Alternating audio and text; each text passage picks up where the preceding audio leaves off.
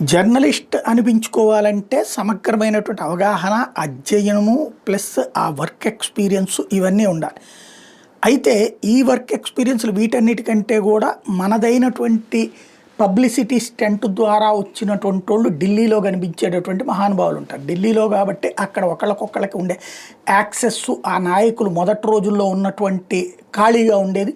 Media కూడా తక్కువగా ఉండేది. దాంతో అప్పుడున్నటువంటి కొంతమంది భారత వ్యతిరేక భావజాలాన్ని వ్యాప్తి చేసినటువంటి వాళ్ళు ఇవాల్టి రోజున పరీక్షను ఎదుర్కొంటున్నటువంటి పరిస్థితి. ఇప్పుడు ది వైర్ అన్నటువంటిది జాతీయవాదులకి నచ్చనటువంటిది. అదే సందర్భంలో జాతి వ్యతిరేక శక్తులు అనను కానీ వామపక్ష భావజాలికులకి, కాంగ్రెస్ భావజాలికులకి నచ్చేటటువంటిది. కరణ్ దాపర్ నడుపుతుంటారు. ఈ కరణ్ దాపర్లు, రాజ్దీప్ సర్దేశాయిలు, బర్కాదత్తులు ఇట్లాంటి వాళ్ళకి సహజ సిద్ధంగా ఉండేటటువంటి అలవాటు ఏంటయ్యా అంటే భారతదేశాన్ని గ్రిల్ చేసి అమెరికా వాడు గొప్పోడే, చైనా వాడు గొప్పోడే, వాళ్ళని కూడా మేము ప్రశ్నలు వేసామంటారు. బట్ వాళ్ళకి అనుకూలంగా భారతదేశపు వ్యవహారాలను వక్రీకరిస్తూ మాట్లాడడం కానీ అడగడం కానీ అలవాటు. వాళ్ళు ఇప్పుడు చేసే విషయాల ద్వారా, వీడియోల ద్వారా అది అర్థమైపోతుంది. జాతీయ భావం అన్నటువంటిది లేకపోయినా పర్లేదు, కానీ జాతీయ ద్రోహం ఉండకూడదు.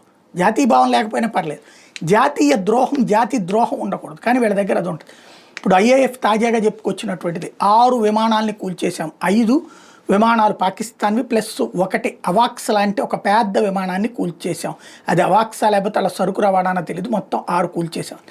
దానికి ఆధారాలు ఏంటి అన్నటువంటిది కరణ్ దాపర్ అడుగుతారు సైన్యాన్ని. ఎస్, కరెక్ట్, అడగాలి కూడా.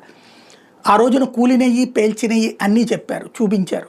ఆ ఆధారాల్లో ఎక్కడన్నా ఉందా? మరి అదే పాకిస్తాను భారతదేశంలో 5 విమానాలు కూల్చేశామని చెప్తేను, లేకపోతే రాహుల్ గాంధీ 5 విమానాలు కూల్చేశారన్నప్పుడు దాన్ని సమర్థిస్తూ వీళ్ళంతా ఎట్లా మాట్లాడారు?